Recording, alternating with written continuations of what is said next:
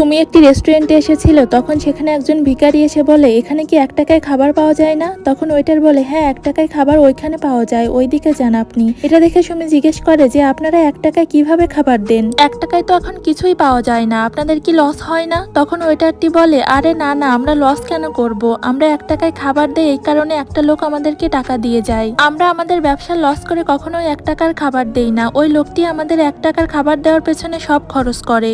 মাত্র 1 টাকার বিনিময়ে অসহায় মানুষকে খাওয়ানোর জন্য ওই লোকটি আমাদের প্রতি মাসে টাকা দিয়ে যায়, আর আমরা 1 টাকায় সবাইকে খাবার দেই। ওইটা সুমিকে এসব বলতেছিল, এমন সময় সেই লোকটি এই মাসে টাকা দেওয়ার জন্য চলে আসে।